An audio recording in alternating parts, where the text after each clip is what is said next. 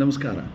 ನಾನು ಭಾಳ ಇಂಪಾರ್ಟೆಂಟ್, ನಾನು ಭಾಳ ಇಂಟೆಲಿಜೆಂಟ್, ನಾನು ಭಾಳ ಸ್ಮಾರ್ಟ್, ನಾನು ಭಾಳ ಹ್ಯಾಂಡ್ಸಮ್, ನಾನು ಭಾಳ ಮ್ಯಾಶೋ, ನಾನು ಭಾಳ ಸುಂದರವಾಗಿದ್ದೀನಿ, ನನಗೆ ಭಾಳ ಜನ ಬೇಕಾಗಿದ್ದವರಿದ್ದಾರೆ, ಭಾಳ ಜನರಿಗೆ ನಾನು ಬೇಕಾಗಿದ್ದವನಿದ್ದೇನೆ, ಭಾಳ ಅನ್ಯೋನ್ಯತೆ ಇದೆ, ನಾನಿಲ್ಲದ್ರೆ ಜಗತ್ತು ನಡೆಯೋದಿಲ್ಲ ಅನ್ನೋ ಈ ಹುಚ್ಚು ಭ್ರಮೆ ನಿಮಗೇನಾದರೂ ಇದೆಯಾ? ಒಂದು ಸರಿ ಯೋಚನೆ ಮಾಡ್ಕೊಂಡು ನೋಡಿರಿ. ಆ್ಯಂಡ್ ನಿಮ್ಗೇನಾದರೂ ಹೀಗೆ ಯೋಚನೆ ಬಂದರೆ ಒಂದು ಸರಿ ಸ್ಮಶಾನದ ಹತ್ರ ಹೋಗಿ ಬರ್ರಿ. ನಿಮ್ಮ ಹಾಗೆ ಅಂದ್ಕೊಂಡವರು ಭಾಳ ಜನ ಒಳಗೆ ಮಲ್ಕೊಂಡಿದ್ದವರಿದ್ದಾರೆ. ನೆನ್ಪಿಟ್ಕೋರಿ, ಅನ್ಯೋನ್ಯತೆ ಬೇಕಾಗಿದ್ದವರಿದ್ದಾರೆ ಅನ್ನೋದು ಕೇವಲ ಭ್ರಮೆ ಮಾತ್ರ. ನೀರು ಮತ್ತು ಮೀನು ಒಂದೇ ಕಡೆ ಇರ್ತವೆ. ನೀರಿನಾಗೆ ಮೀನು ಇರ್ತದೆ ಆ್ಯಂಡ್ ನೀರು ಮೀನನ್ನು ಕಾಪಾಡ್ತಾನೆ ಇರ್ತದೆ.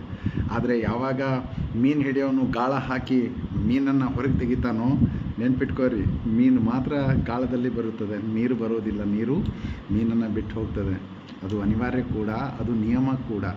ಹಾಗೆಯೇ ನೀವು ಕೂಡ ಆ ಮೀನು ಮತ್ತು ನೀರಿಂದು ಅದೇನು ತತ್ವ ಇದೆಯೋ ಅದನ್ನು ಯಾವಾಗಲೂ ನೆನ್ಪಿಟ್ಕೊಳ್ರಿ.